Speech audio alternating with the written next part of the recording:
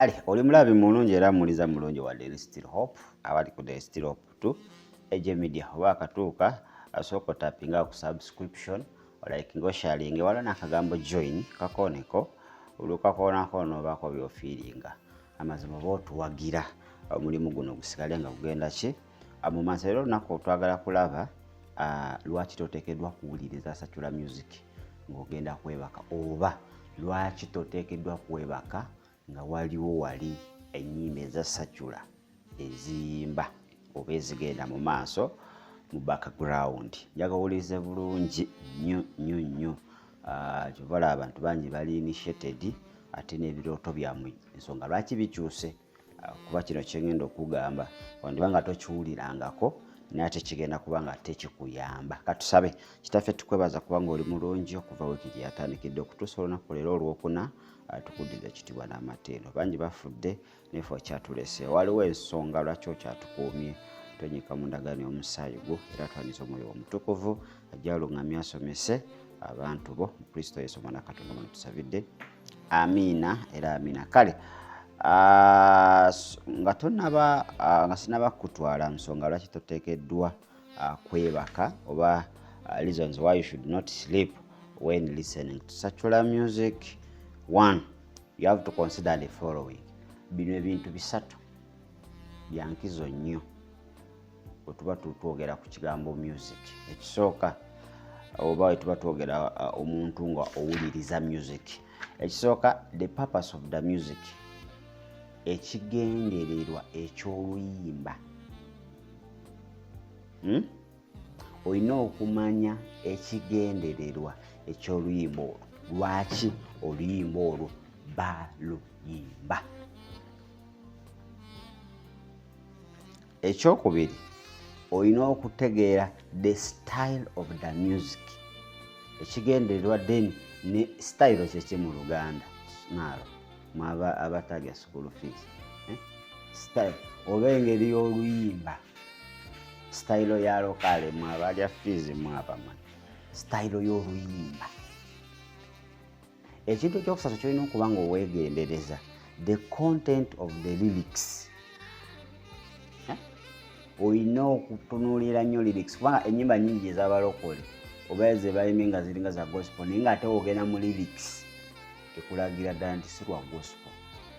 Kakati olina otunuulira lyrics amakulu g'oluyimba olwo empandiika ebigambo that is the lyrics ebigambo by'oluyimba olwo bingi bibongeramu ebiragira ddala nti oluyimba si lwa bwa Katonda. Kankuwa ekyawandiikibwa Abafiripi 4:8 nga sinaba kutandika kwanjulira nsonga. Abafiripi Philippians chapter 4 and verse 8 egambye etya egambye wet soma. Finally, brethren, whatever things are true, whatever things are noble, whatever things are just, whatever things are pure, whatever things are lovely, whatever things are of good report, if there is any virtue and there is anything praiseworthy, meditate on those things. Kakati teri luyimba lwa Satura kisookera ddala nga luli ki? Nga luli true. Teri luyimba lwa Satura luli noble. Teri luyimba lwa Satura luli just. Teri luyimba lwa Satura luli pure. Teri luyimba lwa Satura luli lovely. Wetwogera ku lovely tetwogera love yensi, godly love. Teri luyimba lwa Satura olulina good report. Teri luyimba lwa Satura oluli ki? Oluli worthy of praise, of praiseworthy. Kati Paulo kyatugamba nti tunuulira lyrics y'oluyimba olwo oba ebigambo by'oluyimba olwo oba bigwa mu Bafiripi 4:8 we biba tebigwawo kitegeeza olwo oluyimba terukkirizibwa kubanga luwulirizibwa omulokole.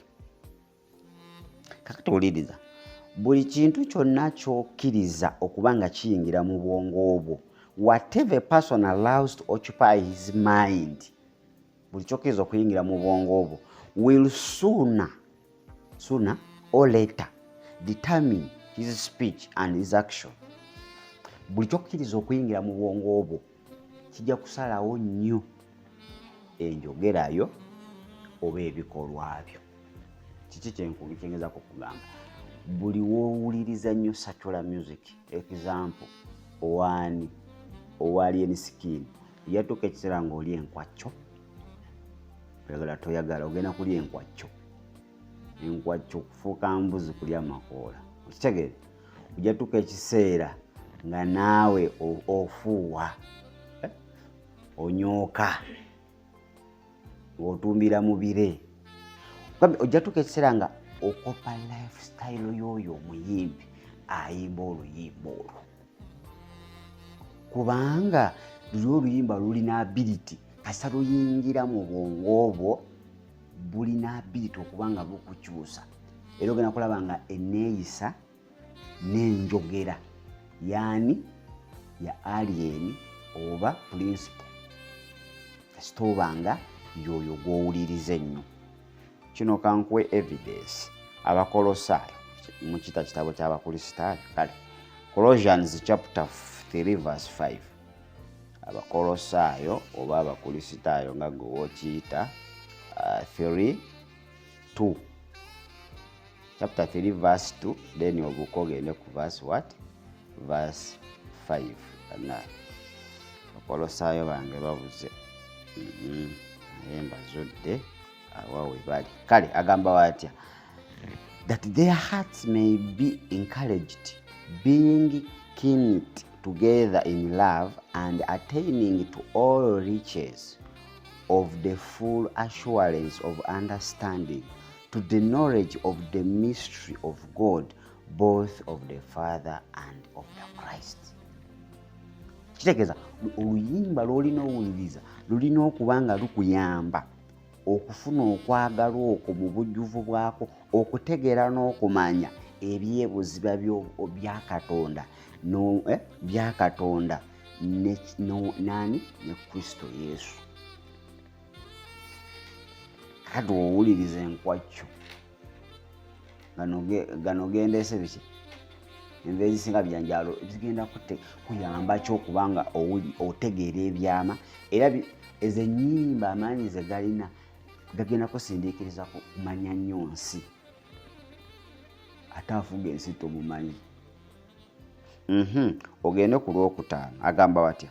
For though I am absent in the flesh, yet I am with you in the spirit, rejoicing to see your good order and the steadfastness of your faith in Christ.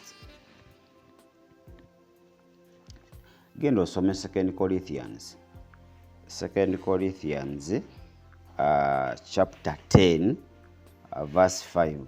Ate agamba atya?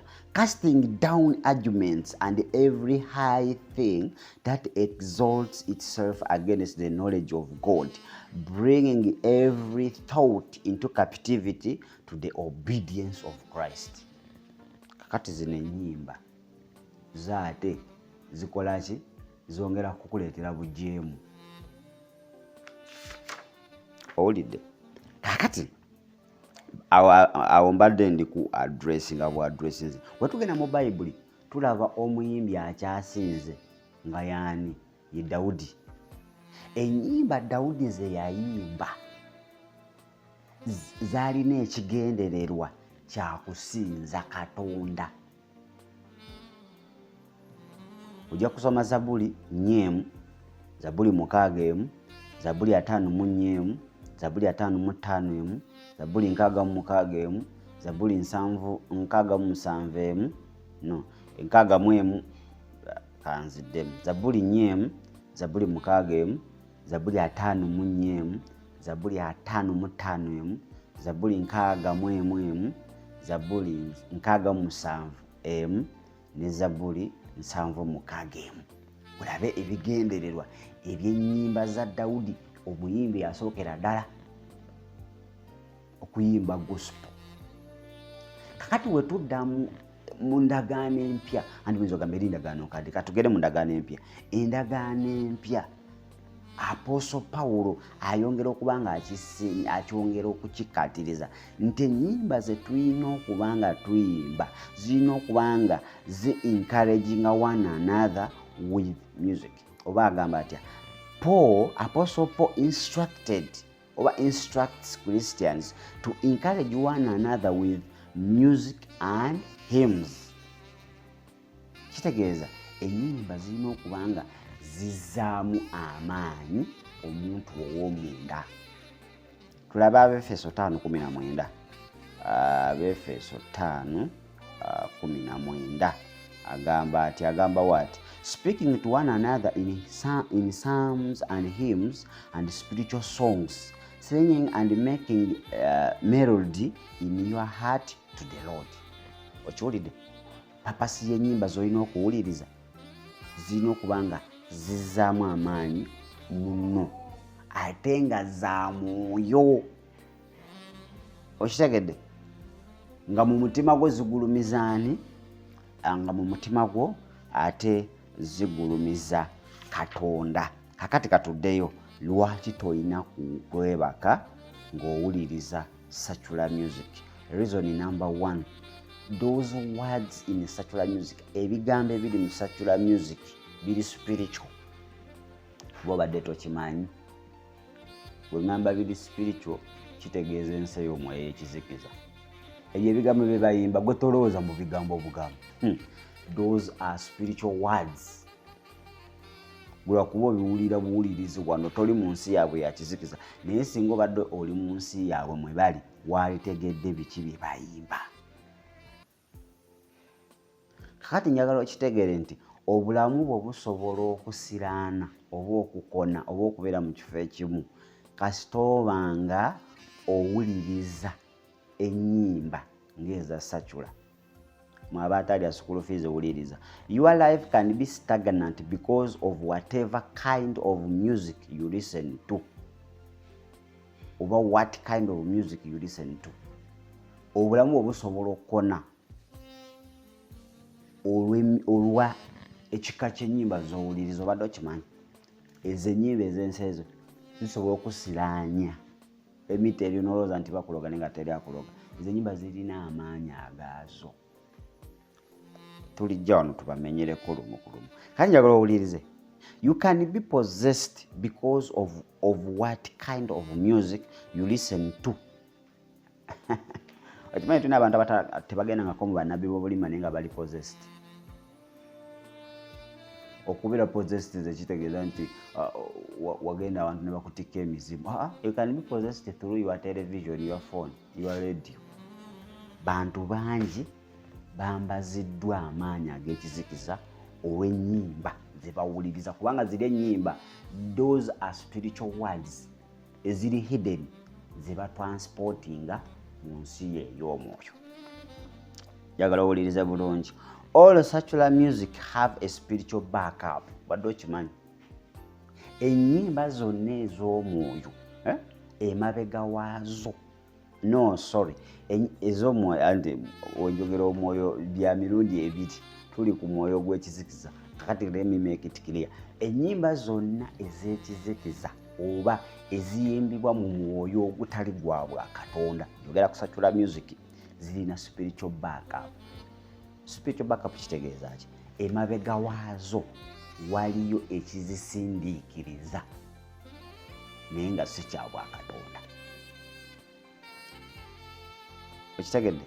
Ekyo ekizireetera okuba nga ozaagala naye nga akyo sense olulimba tewali lwagadde kuba terulina makulu wadde, naye olw'amaanyi agaziri emabega gakusindiikiriza okuba nga oluyimba olwo ojja luwuliriza ku mpaka. Kati ky'otamanyi nti bano abayimbi abafulumya zino ennyimba nga tannabakulirizinga album oba nga tannabakukola ki kulirizinga luyimba olwo, babaako ne spiritual declarations ku luyimba olwo, babaako ebigambo bye boogerera ku luyimba. Ebyo ebigambo bibaamu amaanyi agagenda okuba nga gatambuza oluyimba olwo okulwagalisa abantu weewaawo nga tebulina makulu wadde. Kakati njagala owulize, we tugamba secular music, we have different types of secular music. oba obadde tokimanyi. Tulina ennyimba ez'ensi ez'enjawulo. Ekisooka tulina kye tuyita violent secular music. Ennyimba ez'ensi naye nga zaki violence kyeki za butabanguko, zireetera abantu okutabanguka, kukola emivuyo n'ebintu ebirala. Wano muzimanyi. Endala tulina kye tuyita pornography secular music. Ennyimba nga zo zitutumula buseegu nga bw'oziwuliriza wooti zigenda kuleetera omwoyo w'okwaka, nga zigenda kuleetera okwaka, ziri zikuleetera okuba nga ova mu mbeera. Kati zino pornography zikuleetera okuba nga oyaka. Tulina ne zireetera masturbation. Kati zino secular music zigwawo. Era ogenda okwekanga abavubuka abasinga bakola masturbation, bali immoral because of pornography, ate bali so violent kubanga zino ennyimba ziba transportingamu amaanyi ag'ebika ebisatu. Yakawulirize bulungi. When you listen to that music or to that secular music, the spirit that is in that song will make it to be enjoyable. Enjoyable takes control over your life. Simanyi oba balya school fee babanga nti mbalangira se kubalagira nange mwendi mu balya fees. Kakati kiki entegeeza nti ng'owuliriza oluyimba olwo, omwoyo ogufugira mu luyimba olwo ogukuleetera okuba nga olwagala nnyo gutandika okuba nga gwe gukufuga. Gutandika okuba nga gwe gukufuga. Oba obadde tokimanyi. Kati njaga owulirize. Zino ennyimba ekigendererwa kyazo is to devour your soul, to become devil worshipper. Kati abantu tebabyawula devil agent mulala ni devil worshipper. Kati zino ennyimba zo zijja kuba nga zinyakula emmeeme eyo ofuuke omusinza wa Sitaani. Bantu bangi they are devil worshippers through secular music. Okubeera devil worshipper teweetaaga kubeera initiated. No, secular music yekka kumala okubecoming a devil worshipper. Kati gwoba wakanawuliriza. Let me give you experiment of which I don't want you to do it, but let me give it to you. Ekisooka, njagala leero ogende weebake gwawakana. Mu kwebaka okwo oteekeko oluyimba lwonna olwa secular music, either nga luli violent secular music, pornography n'ebika ebirala. Weebake nga luyimba. Enkyo ojja kumbuulira olunaku we lunaakeerera. We luba violent ogenda tandika kuloota birooto bya ntalo, bya majambiya, kukutematema, bintu bikulumba. We luba nga luli pornography nga luleetera okwaka, ogenda loota ebirooto bintu bikukozesa. Bintu bikukozesa spiritual husbands, basajja baagala kuleepinga, ebyo byogenda loota. Ngokola masturbation olaba ogera ojazuukuka ng'olaba oyonoonye mu ngoye. Bw'oba okiwakana ng'ezo ennyimba gw'olowooza nnyimba buyimba teziriiko maanyi, njagala ogezese ovukisaagala, njagala abo abawakana weebake ng'otaddeko ezo secular music ezigwa mu bika ebyo, ojja kumbuulira ebirooto by'ogenda ofuna. Kitegeeza ezo si nnyimba zokka, zirina backup. Gali amaanyi agafugiramu gagenda tandika okujja mu bulamu. Kiringa n'oba ng'otaddeko oluyimba omuliro gwake n'oweebaka. Ojja ogenda loota ebirooto nga olwanagana n'emyoyo ng'oli mu spiritual warfare. Gwe kagula ezo si nnyimba zokka, kintu kirala nnyo. Kajja bawulirize. It means what you do and whatever they do. Okay. Kitegeeza buli kye bakola, whatever they do or whatever you do. Ezo ennyimba buli ekirimu oba buli lyrics erimu oba buli kifaananyi ky'olabye ekirimu ogenda tandika okikola mu birooto. Whatever they do, you will do. Whatever they do, you will do. Kati abavubuka bakola masturbation tosobola muvaako nga secular music okyamuwuliriza kizibu. Bw'ennyimba z'owuliriza ezimu zitransporting amaanyi ga masturbation. Music is a fellowship. Oba wadde tokimanyi. Music is a fellowship. If it is a gospel music, it is a fellowship with God. If it is a secular music, it is a fellowship with demons. Music is not just music, but this is a fellowship. Buli wowuliriza ennyimba bwe ziba nga za bwa Katonda kitegeeza waliwo okussa ekimu ne Katonda. Bwe ziba nga si za bwa Katonda kitegeeza waliwo okussa ekimu n'emizimu. You people, ebintu ebimu abantu abamu temuli baloge. No, you are not the way. Tebatulugwe bwanga abantu abasinga ku 10, 70% oba 80% they are self-bewitched. Bennyini bebeeroga nga bayita mu bintu bye tubagamba nga bo balowooza tweyogeza bweyogeza. Bintu ne bikaluba, things become tough, dreams change, bintu bikyuka, birooto bikyuka. Tujja kwogera ku birooto bya secular music era gwe yeetaaga link gisabe. Tugenda kunnyonnyola secular music akosa atya ebirooto. Tulina omukutu gwa birooto nakuwolesebwa tutaganjula ensi y'ebirooto. Nagamba buli wotategeera birooto byo sitaani ajja kukuba. Buli wotategeera ku birooto byo ebiro bya Katonda bigenda kuyitako. Kuba Katonda ayogera. Yobu 3:14 ayogera okuyita mu birooto weewaawo ebirooto ebimu tebiina amakulu. Naye ate ebirooto ebimu birina amakulu. So watunira Bayibuli eyo kimu kya kusatu byali birooto nakwolesebwa bye byawandiikibwa. So tosabiisa mu maaso n'ogamba dreams biki. Weewaawo I emphasize much dreams, many words are meaningless, but look unto God. Tunulira Katonda. Wadde bakuwadde interpretation, don't focus on the dream, focus on God who will make it to pass. Yagenda okuba nga akikola ki? Akituukiriza. Don't focus on the dreams. Bwekuba nga kulabula then saba Mukama asobole okuwonya. Bwekiba nga kisuubizo kya Katonda era still saba Katonda yalina okuba nga akola ki? Kisaba okireke si kubeera awo. Abantu bangi abeerawo ku kirooto buli lunaku ekyo kyasa. No, you won't force God to fulfill the promise. Gukola kyoteekeddwa okukola, ebisigadde birekeraani birekere Katonda. Sikera kubanga nsukka wano Mugera Jamiru mbadde okuba nga ate kutwalira ddala mu maaso oli ku Daily Still Hope, Daily Still Hope 2 Ejje Media. Oba akatuuka subscribe ngo like ngo sharing ate comment section nzigule okuba nga ate oteekawo ekibuuzo ekyo. Bwe tuva wano tugenda ku mukutu gwa birooto kubanga tutaganjula. So ky'oba okola saba linki awo basobole okuba nga bakola ki? Basobole okuba nga ate bakuwa linki. Kwagaliza amakya amalungi, beere bulungi, mweraba.